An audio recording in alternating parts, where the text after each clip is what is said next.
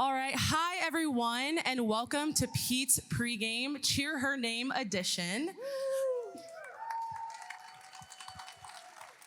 My name is Hannah Thompson, class of 21, and I'm a proud volleyball alum. I now get to serve on our Rock Me Athletic Fun team.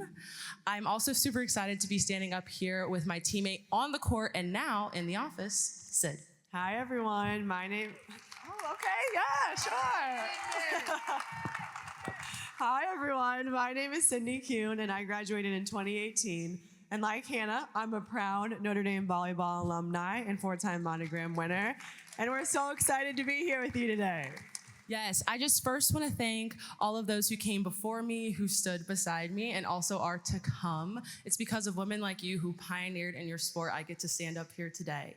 I also want to thank our Rock Me Athletic Fund donors who empower our student athletes to compete at the highest level. It's a collection of all of us in this room, and those of us who weren't able to be here are why Notre Dame athletics are where they are today. Over the past 50 years, we have had 865 women All-Americans. Yeah. Pretty amazing. We have had 92 women academic All-Americans. Okay. We have also had 16 women teams win national titles. Right. And if those stats don't get you excited enough, we do have a short video we would love to share with you guys to see what's happened over the years. It all started 50 years ago. From hardwood to pitch, pool to track, our women have shattered records, claimed championships, and redefined excellence. From dynasties that raised banners and inspired generations, unforgettable championship runs, names etched in gold, Olympians, world champs laid their foundation here. Since 1976, they didn't just play, they dominated.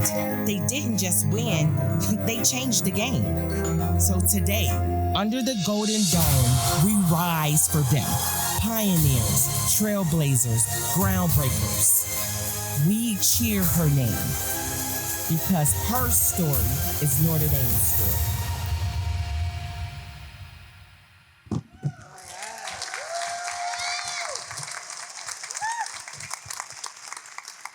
Incredible. Thank you. As Hannah said, today is about celebrating the past, present, and future of women's athletics at Notre Dame. And we are so fortunate to have an incredible panel who represent just that. First, I'm honored to introduce our moderator today, the James E. Rohr Director of Athletics, Pete Bevacqua. Our first panelist is Haley DeMaria, a former Notre Dame swimmer, the second female president of the Monogram Club, and a current member of the Advisory Council for the Student Athlete. Haley's story is an inspiring example of a former student athlete who has chosen to give back to our alma mater in many meaningful ways. Next, Niele Ivey. Let's hear it. Come on. A standout member of the 2001 National Championship women's basketball team, and later an assistant coach for the 2018 National Championship team. In 2020, she was named the Karen and Kevin Keys head coach of Notre Dame women's basketball. Niele embodies the incredible journey from student athlete to leader at her alma mater.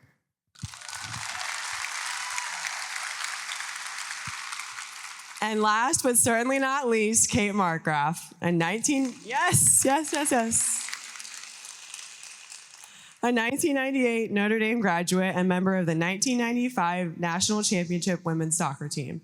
She went on to win 2 Olympic gold medals and a World Cup with the U.S. women's national team. Yeah.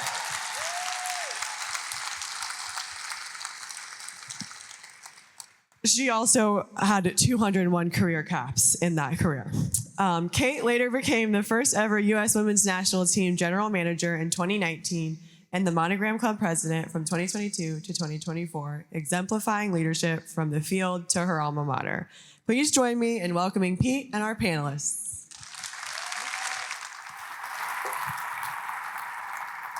I don't want to show these three up, but I won the 1986 Bedford Golf and Tennis Caddy Golf Championship. No, it's wonderful to be here. This has been such a great few days to celebrate, cheer her name. It's something we're going to do all year. 50 years of women's sports at Notre Dame, such an unbelievable, proud moment for the university, a proud moment for Notre Dame.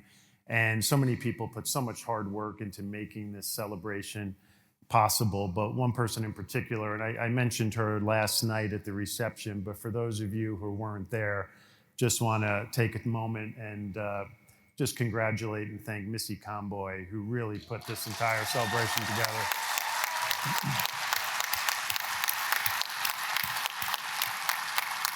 Yeah, I said it last night, I'll say it again. I don't think you could find somebody who's done more for women's sports at Notre Dame over the last half century than Missy. So thank you, Missy.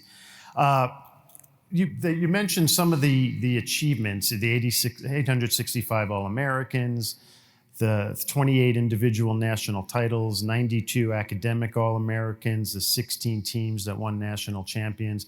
Also want to mention 36 Olympians, 30 Olympic medals, 19 gold medals. Certainly, not bad for the first 50 years. Let's start with you. When you came to Notre Dame, the women's soccer program had only been around for a few years. And yet, in such a short amount of time, you all turned the corner, played in college cups, won a national championship. How did it all happen so quickly, from really becoming a nascent sport here at Notre Dame to one of the best teams in the country, and then actually the very best team in the country? Kind of take us through that transition.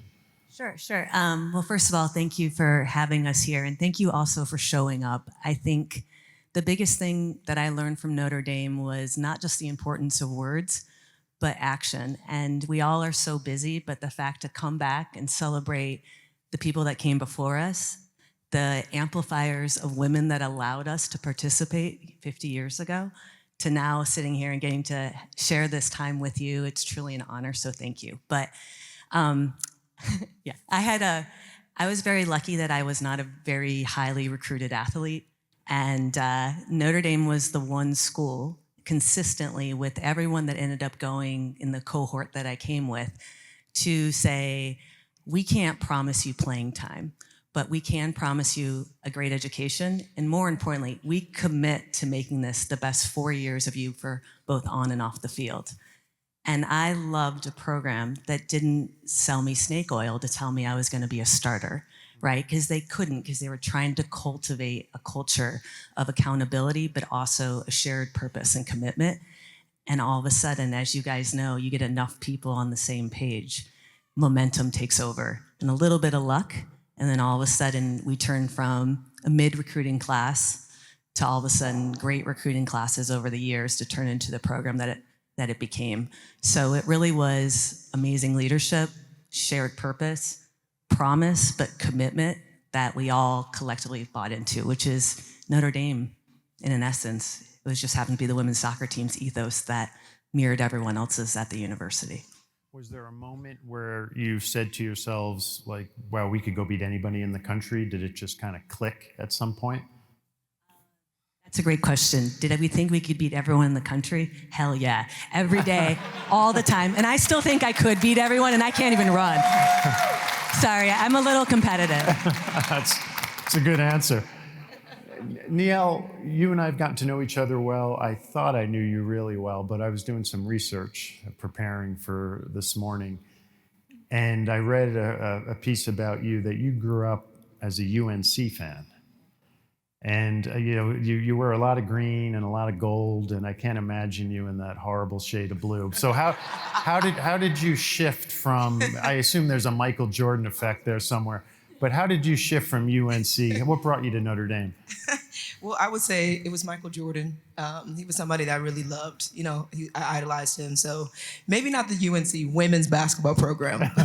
It was more my love for Michael Jordan. But it's a funny story. So I went. My mom sent me to camp there, and I knew that was like a big sacrifice for her to take time to fly me down to the camp. And so I went to the camp, and the first day, the coach there, she's introduced the camp, and didn't see her to the next 4 days. So going through the camp, so from my perspective, I was like, I'm going to show them to put me on their radar. They don't know about me. So I had a purpose to go down there and to make a statement. And the coach, she, like I said, she introduced the camp and then she left. And the last day she came back and said, thanks for coming to the camp. We never saw her. And so from that moment, I was like, they're on my list. And then Coach McGraw called me. There was somebody from the St. Louis area that kind of put myself on their radar, Notre Dame's radar. And she did a fantastic job of recruiting me. She showed up everywhere I was. I was in the YMCA, Coach McGraw was there. There was no other coach that came to every game. And back then, again, with not having social media, and you really found out about players through newspaper clippings or small recruiting services, they did a great job of building a relationship with me and showing up and being there. Then I met Coach McGraw, and I fell in love with the relationship that I had with her. I knew that Notre Dame was a special place. I came on campus. They were playing USC football weekend. I had 5 official visits scheduled. I canceled them on Sunday evening after breakfast at the Morris Inn. I just knew it was a place for me. The fit, the alumni, the energy around campus. They always talk about you just feel it. You have a feeling. I had that feeling on campus. So within 48 hours, I knew. But yeah, and then my fifth year, we played UNC at the Coaches versus Cancer Classic in Orlando, and we beat them by about 20 points. I remembered that time when I went to camp. Yep. And shook Coach Hatchell's hand. It was meant to be. But Notre Dame is a special place, so that's the only reason that was on my radar. But when I came here, I knew this place was a special place and a place that I knew that I was going to grow, both on and off the court, and it's the best decision I've ever made. Oh, nice. Well, we're glad you made that decision.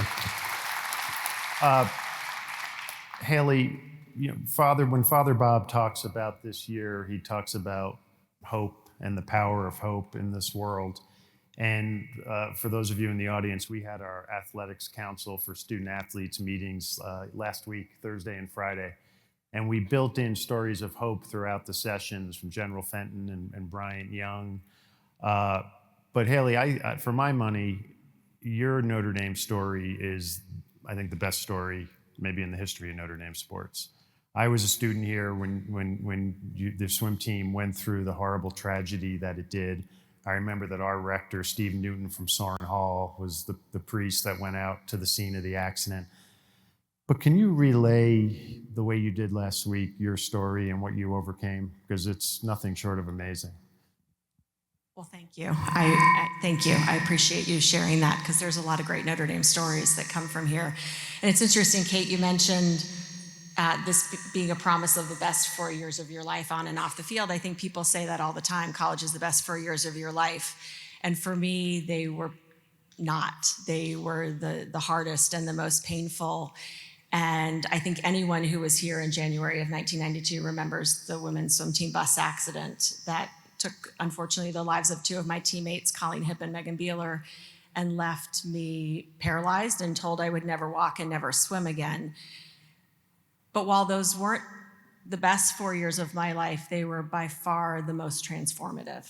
And I'm so grateful for this place because of that. And the support I received here and the community that came together. And I often share, I kept journals when I was going through the surgeries and the rehab, and as hard as it was, learning to walk again and wanting to get back into the pool. I was so inspired by my teammates and this whole community. There's a journal passage that I wrote in September of 1992, and it reads, "It's been 8 months since the bus accident, and I can't believe how many people still care." And I could say that same thing today. It's been almost 34 years since our bus accident, and it's amazing to me how many people still care, not just about me, but our teammates. And I think one of the most remarkable stories that has come out of that tragic event is when I look at my teammates today. You had 36 young women who experienced devastating tragedy at a very young age, away from home, without their parents. And there's a lot of paths that we could have gone down. And because we were here and the university from top to bottom took care of us. When I look at my teammates today and what they're doing and how happy and healthy they are as businesswomen and wives and moms and contributing members to Notre Dame and their own communities, I think that's such a huge testament to Notre Dame, that we were all transformed in that way. And correct me if I'm wrong. If I recall correctly, you had a particularly powerful moment with Father Malloy. Yes. So I came to Notre Dame, as many of us do, not Catholic. I always very affectionately say I was raised a Christian mutt. I was baptized Presbyterian, then I went to an Episcopal church, then my mom made us join a Methodist church. Then I did end up going to a Catholic high school because they were the only high school that had a swim team. And then, of course, came to Notre Dame. So I came to Notre Dame as a non-Catholic. And the bus accident was my freshman year, so I was new to campus. And of course, I was taken away from the scene of the accident. I was in the hospital. I had 2 emergency surgeries that night, and I was alone. Missy Comboy was there. It was one face that I was so happy to see. And I came out of those surgeries. My parents weren't there yet. I'm alone, and Father Malloy walks in. And we all know Father Malloy. He is a very large presence, both physically and holy in that sense. And he very humbly came to my bedside and introduced himself. He said, Haley, I'm Father Malloy. I'm the president of the university. And I remember looking up at him and thinking, yeah, I know.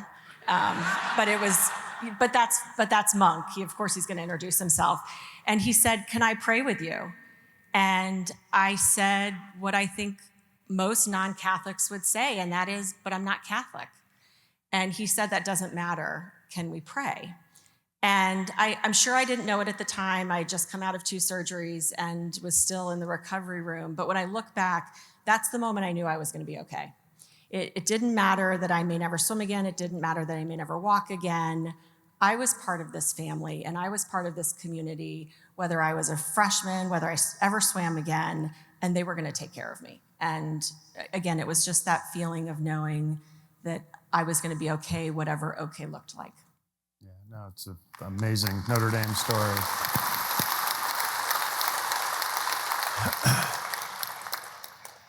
Kate, tough to segue off of that story, I know. But it's one thing to represent Notre Dame, but we do say God, country, Notre Dame.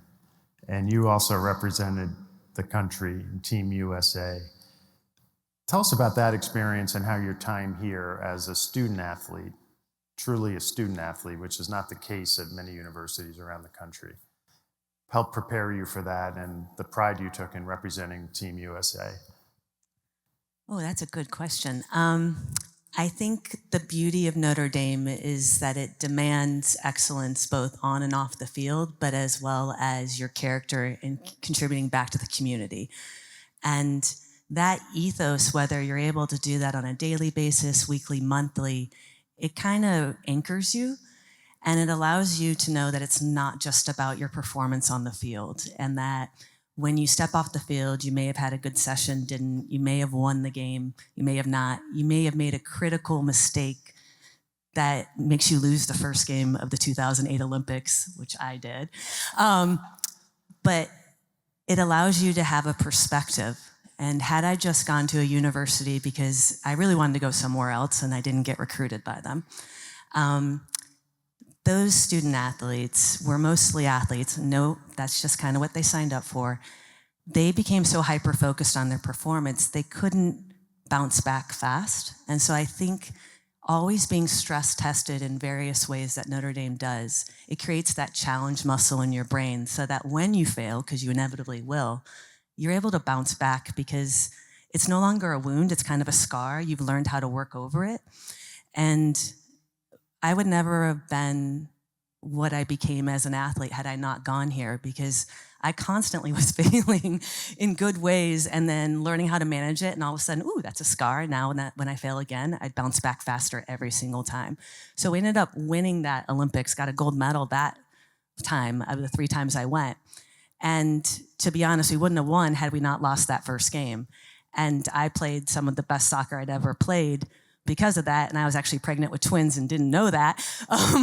But so my daughter's here, so say wave. So she's part of that. She won't wave, she's embarrassed. But long-winded story, sorry, I always go on a bit of a diatribe, is had I not been here, I never would have been able to handle the pressure that wearing and renting the jersey at Notre Dame, renting my jerseys on the national team for 12 years, I never would have been able to handle that pressure. So every single time a team struggles here, I'm like, okay, what happens next? I actually smile. I'm like, ooh. So today I'm so excited for the football team. I'm so excited for them. I'm so excited because I'm like, you guys got this. Because guess what? You're tested every single day at this university. Now just translate that self-belief and constant commitment into the moment and let it go. So that's me.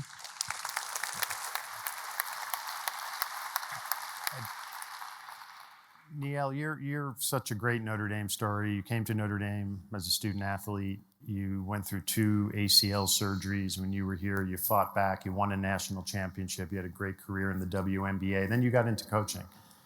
And you were coaching at WNBA, NBA, at the highest level. And you could argue that you took a bit of a chance coming back to Notre Dame as an assistant coach. No guarantees that you could follow in Muffet's footsteps and be the head coach after Muffet decided to step down. So what was your thought process when you were making that decision, maybe in some ways to take a step back to prepare yourself to take a huge step forward? Yeah, well, I felt like, first of all, I always felt like Coach McGraw was going to be here forever. I always wanted to be a head coach. She is. There's a statue. Oh, yeah, she has a statue here. So, but yeah, so I wanted to be a head coach. And like you mentioned, had an amazing career here as assistant coach, 12 years under her, learning from her, being a Hall of Famer legend, and then having the opportunity to step into the NBA world, which really opened my eyes. I learned so much that year. It was a very transformative year for me, just learning new systems, learning on the men's side, learning at the highest level with elite talent. I really stretched myself by stepping away, being uncomfortable. I feel like, being at Notre Dame, I was really comfortable because I knew the lay of the land, obviously been here for a very, very long time. So I took a leap of faith by going to the NBA, and it was actually really amazing for me. Then when I got that call about University of Notre Dame, it was a no-brainer for me. Number one, again, it was a challenge knowing that I was going to be following a legend, but it also was, I always say it was a calling from God. I thought it was God's plan to bring me back here because this university means so much to me. I felt like I was going to be, breaking boundaries, being the first African-American female head coach in any sport here at Notre Dame. So I felt that was a bit, thank you. I felt like that was going to be a very powerful move. And I felt that way actually in the NBA, being the first female African-American assistant at the Memphis Grizzlies. And I coached there recognizing the impact that I was making in Memphis. Every game that I went to, there were so many young women that came up to me, wanting to take my picture, just wanting to have conversation with me. So I knew how powerful that was. And so when I got that call here, I felt like, okay, this is going to make a very big impact, but also I'm going to do something that is a dream of mine that I didn't even realize that I could have. And, they always talk about dream big. So I thought, okay, I know it's going to be challenging. Coach McGraw is so amazing, but I felt like, I'm going to take everything that I've learned and I'm going to try to pour into this program and carry on the amazing legacy that Coach McGraw left. And I told her that I wanted to continue to elevate this program the way that she has in the last 33 years and what she's done for this university and program. So for me, it was kind of a no-brainer. I did feel that it was going to be a very big challenge, but I embraced it. I was excited. And I knew that I was going to be following someone great, but also being a part of something that was even bigger than me. No, wonderful.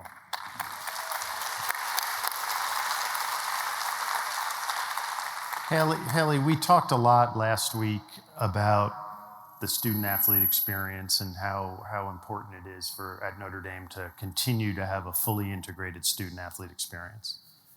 When you're here, you're an athlete, but you're a student, and that's the North Star for the Notre Dame athletic department. You're very involved, obviously, at a leadership level here and in those discussions. There was an article in The Athletic this morning about, in this age of NIL and compensation, can you still really have a student-athlete experience? And they singled out Notre Dame as one of the schools where we're still doing that. We're still delivering on that. So, well, but my question is, in this moment of transfer portals, conference realignment, NIL, compensation, you are obviously a very optimistic, hopeful person. Why should the audience still be hopeful about college sports and the student-athlete experience at Notre Dame? Well, I think this audience should be hopeful for the future of college athletics because there is a place like Notre Dame. And we continue to prove day in and day out, year over year, that you can have the fully integrated student-athlete experience. And that's the transformative part. Athletes can go play anywhere. But it's like Kate said, and we were talking about this earlier, you need to go back to your dorm and get out of your sport for a little bit and get out of that constant competitive headspace to have that balance, because ultimately that's what makes you be able to play your sport as well as you do. And I think we really have to stay true to that. I mean, even when I look through my own experience and what I experienced here, it was campus life that was such a huge part of taking care of us in my recovery. And we have to stay true to that. It's also, again, when you look at, you shared this stat last week, or someone shared it last week, 94% of women who are in C-suite jobs today played a sport in college. They were a varsity student athlete. And we need to continue to develop those women in that whole experience, not just in their sport, but giving them the whole student athlete experience, so that we continue to not only educate champions here on the field or the court or the pool, but so that they continue to go on and transform the business world. And we do that so well here, and many schools are getting away from that. But we have to continue to do it well so that we can prove that it can be done. Because ultimately, that is what transforms lives. It's not just the sport. No, well, we all certainly agree.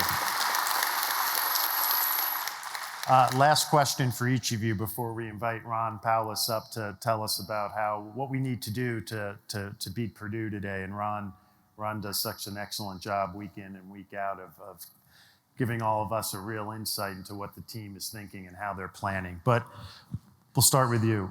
It could be a moment when you were a student athlete. It could be a moment since you were a student athlete. But what's your best Notre Dame moment? I mean, the easy one would be my first race back when I competed again for Notre Dame. And, I learned, and I learned later on that, Tim put no other Notre Dame swimmers in my heat, and I won that race, and it was like the perfect ending. But I will say, along those lines, the following, the next home game, we played Florida State. So 1993, we are in Joyce. Florida State's number 1, Notre Dame's number 2. Everyone knows the game if you are old enough. It's first time ESPN Game Day goes on the road. They come to South Bend. It's a really big game. And I was asked to speak at the pep rally because I had just competed again for the first time. And I am standing in one of these hallways. We had swum Florida State that Friday night. And I was standing in the hallway with the football team because they were all coming in. And all these players were talking about, well, who's the speaker? Because, of course, there's no social media and they don't put anything out. And they're like, well, maybe it's Joe Montana. Maybe it's Regis Philbin.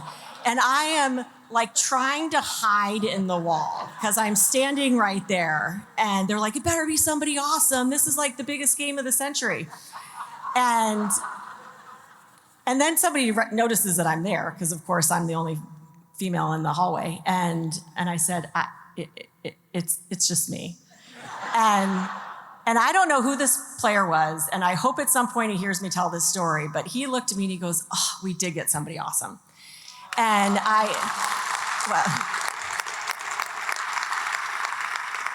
it certainly made it a lot easier for me to walk out and speak at that pep rally. But again, that's Notre Dame. Only at Notre Dame is it really awesome to have a women's swimmer speak at the biggest pep rally that season. So those kind of two, that was a highlight for me. And it worked because we beat that Charlie Ward team, right? Niele, you've had a ton of moments in all different capacities. Does one stand out for you? I would say the 2001 championship. It was back in my hometown, our first championship. And then for me, I think the sentimental part of it was that was the first time, the last time, honestly, my whole entire family was there. I ended up losing my brother the year after that in a car accident. And I always go back to that memory and that moment because it was such an incredible high for my family because it was my hometown. I had my high school coaches, my principal, Sister Sheila, my whole Koraizu Academy family, obviously bringing the first national championship back here. But when I think about the impact of that game, obviously the basketball piece is the piece that everybody recognizes. But for me, I always go back to the pictures of my family all being in the stands and just how special that moment was. And it was the last moment that we had together in such a high note. So I go back to that moment and just understanding the impact that it's had on my life for so many years. Yeah, no, wonderful. Kate. Are you worried what I might say? Just kidding. Oh. No, I'm just teasing. After we won the national championship, which was in December, we had to come back and take finals. And not everyone was on the same schedule, including my roommates. So I lived with, which I learned a couple years ago, the term NARP, which is non-athletic regular person. So I lived with some NARPs and I lived with some other athletes. One of them's actually here. But we came back, it was late after we won the national championship. Some of them had painted their chest. And so we, of course, have our Polaroid cameras, and I still have those photos somewhere. And I had to study for a chemistry final. Some of them went out, but the fact that they all took the time before A, going out, or B, returning to their studies, my entire dorm, including my close roommates, were just there to celebrate me. And they had lit up the number one on top of the now, where Joyce used to be. I don't know where it is now. Over at Grace. Okay. Yep. And so they lit it up. And so just that the fact collectively, just even my little group of friends, but it wasn't just celebrated by the soccer players or the athletes. It was celebrated by my NARP community, who are still some of my best friends, and the community at large. And the little fun side pieces that one of our roommates then used that, hey, my roommate's a soccer player, as a pickup line that night at the bar. Wow. So I actually gave her street credibility. So I really felt like I was giving not only back to the university, but to my friends' social life.